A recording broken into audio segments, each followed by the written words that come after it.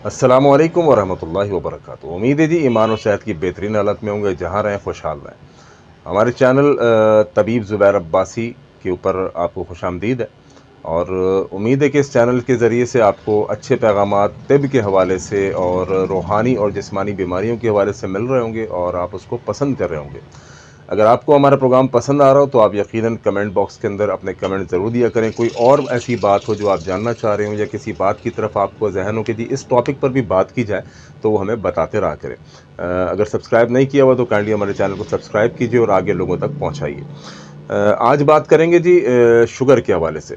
Sugar एक ऐसी बीमारी है जो इस वक्त मुआशरे के अंदर बहुत तेज़ी से बढ़ रही है, बल्कि अगर मैं कहूँ कि बहुत छोटी उम्र के बच्चों में भी ये बीमारी आ रही है तो गलत नहीं होगा। पिछले दिनों पंजाब मेरा विज़िट हुआ, वहाँ पर कुछ लोग मिले, उन्होंने बताया कि जी बहुत ही छोटे बच्चे हैं 2 और मेरा ख़्याल है 2-3 साल के बच्चे हैं, उनको शुगर डायग्नोज़ हो गई है। तो ये इस वक्त बहुत ही मौलिक बीमारी है और शुगर को आप मामूली ना समझें, शुगर जानलेवा बीमारी है। यानी कि शुगर को आपने कंट्रोल ना किया, तो ये ब्रेन हैमरेज का भी सबब बन सकती है, शुगर आपके हार्ट डिज़ीज़ का भी सबब बन सकती है। बहुत सारी ऐसी चीज़ें हैं जो बिगाड़ जिस्म के अंदर पैदा कर देती है, आँखों की बीनाई चली जाती है, जिस्मानी दर्द का आप शिकार होते हैं। बहुत सारी तबाहकारियाँ ये एक शुगर बनाती है जिसको आप बिल्कुल मामूली ले रहे होते हैं।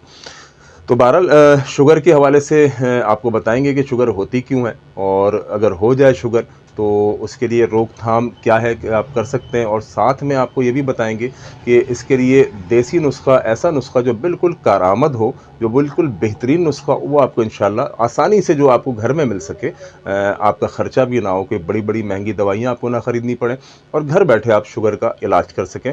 तिब्बे नबी सल्लल्लाहु अलैहि वसल्लम की रोशनी में वो इलाज बताने की कोशिश करेंगे। देखें, सबसे पहली बात मैं हमेशा जो कहता हूँ, चाहे किसी भी बीमारी के हवाले से हो, हार्ट के हवाले से हो, कोलेस्ट्रॉल के हवाले से हो, शुगर, ब्लड प्रेशर, ये सब कुछ दरअसल लाइफ़स्टाइल की जो हमारी गलतियाँ हैं उसकी वजह से। बहुत सारी चीज़ें ऐसी हैं जो नहीं खानी होती, हम खा रहे होते हैं और ख़ास तौर पे उम्र के जिस हिस्से में अब हम दाखिल हो चुके हैं, यानी 35 साल के बाद की मैं बात कर रहा हूँ, इस वक्त तो बहुत ज़्यादा एहतियात करनी पड़ती है, हर चीज़ खाने की नहीं होती। ठीक है जी? ख़ुसूसन जो चीनी है, ये शक्कर, जो चीनी जिसको हम कहते हैं व्हाइट पॉइज़न शुगर, तो इससे तो बिल्कुल बचना चाहिए। मीठी चीज़ें अगर आपको शुगर लाहक हो चुकी है तो काइंडली इसको बिल्कुल छोड़ दें, शुगर को मज़ाक ना समझें। कितने ही लोग, अभी मुझे पता चला एक हमारे दोस्त हैं, उनकी पहले अंगूठा काटा गया, शुगर कंट्रोल नहीं हो रही थी, फिर उनकी आधी टाँग काटी गई, इस वक्त उनकी पूरी टाँग काटी जा चुकी है और अभी भी वो हॉस्पिटल के अंदर है। तो यानी इस हद तक ये तबाहकारियाँ फैलाती है शुगर। अगर आप डायबिटिक पेशेंट बन चुके हैं तो आपको बहुत ज़्यादा एहतियात की ज़रूरत है, यानी मीठा हर किस्म का आपको छोड़ देना चाहिए, ख़ुसूसन चीनी जो शुगर है व्हाइट पॉइज़न, उसको तो बिल्कुल भी छोड़ देना चाहिए। अच्छा, शुगर भी कई अक़साम की होती हैं। एक शुगर होती है जो यानी आप ज़रा-सी मेडिसिन वग़ैरह लेते हैं या ज़रा-सी वॉक-शॉक आप करते हैं, परहेज़ आप करते हैं, वो कंट्रोल हो जाती है।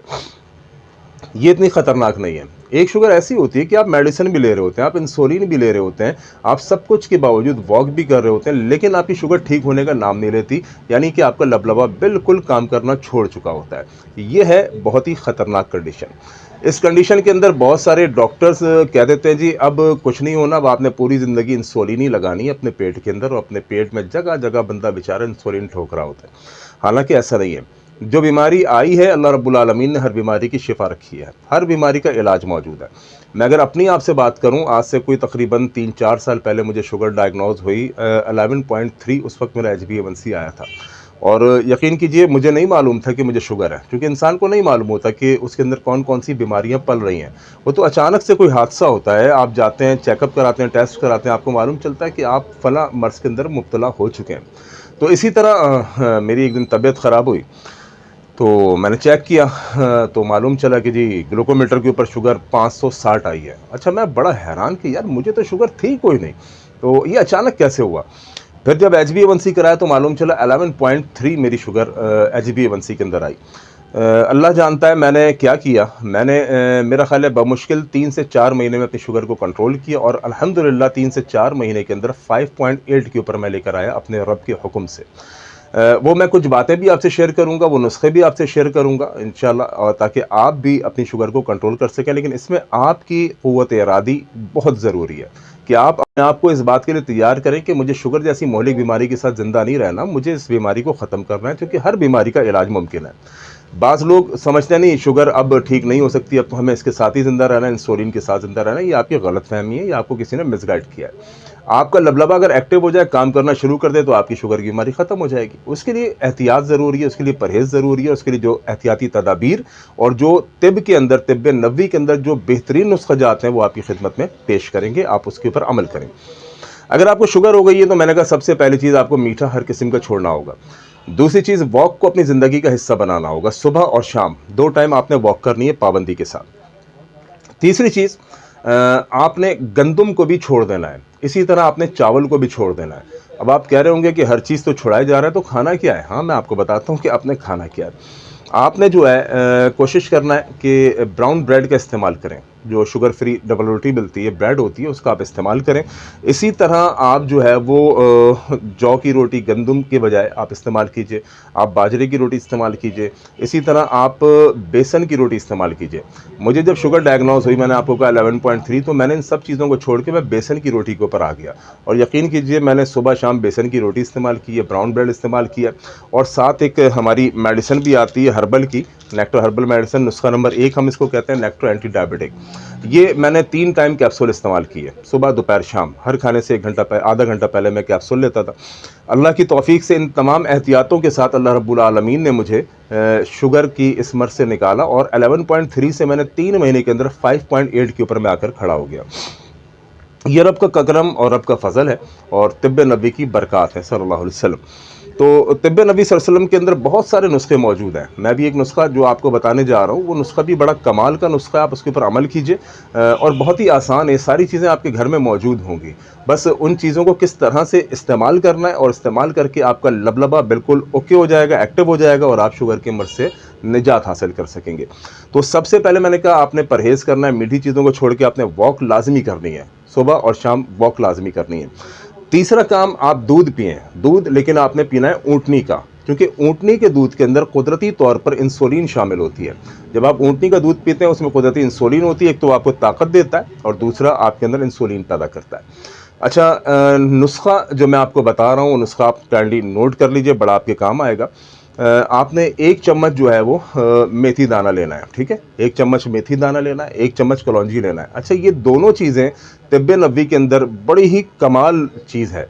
यानी अल्लाह के नबी सल्लल्लाहु अलैहि वसल्लम ने इन दोनों चीज़ों के बारे में, मेथी के बारे, मेथी दाने के बारे में, इसी तरह कलौंजी के बारे में बहुत सारी अहादीस मौजूद हैं, जिसमें इसको शिफा बयान किया है। तो आपने जनाब आली 1 चम्मच मेथी दाना लेना है, इसी तरह आपने 1 चम्मच जो है वो ये कलौंजी लेनी है, और इसी तरह आपने 1 चम्मच जो है वो गंदुम लेनी है। आपने 1 चम्मच जो है वो जौ का जो है साबित जौ वो लेना है, उसका पाउडर यानी साबित जौ, और इसी तरह आपने 1 चम्मच मोरिंगा पाउडर लेना है, ठीक है? अच्छा, आपने 5 गिलास पानी के अंदर, 5 गिलास पानी के अंदर मोरिंगा पाउडर, साबित जौ, गंदुम और कलौंजी और मेथी दाना, एक-एक चम्मच सारी चीज़ें लेके 5 गिलास पानी में ये चीज़ें आपने डाल देनी है, और इसमें 2 लेमू आपने ऐड कर लेना है, ठीक है जी? इसको पकाना है, पकाएँ, पकाएँ, खूब पकाएँ, इतना कि 5 गिलास पानी 4 गिलास रह जाए। जब ये 4 गिलास पानी रह जाए, आपने इसको फ़िल्टर कर लेना है, किसी बर्तन के अंदर आपने डाल देना है। उसमें फिर आपने क्या करना है, 5 पत्ती आपने धनिये की और 5 पत्ती आपने पुदीने की डालनी है, और थोड़ी-सी अदरक को कट करके अदरक डाल दीजिए, और तकरीबन आधा खीरा लीजिए और आधे खीरे को कट करिए, वो भी आप इस पानी के अंदर डाल दीजिए। अब आपने जब भी सुबह और शाम निहार मुँह, खाली पेट, यानी 2 गिलास सुबह निहार मुँह आपने यही पानी इस्तेमाल करना है, 2 गिलास शाम में खाली पेट, यानी रात के खाने से आधा घंटा पहले आपने यही पानी इस्तेमाल करना है।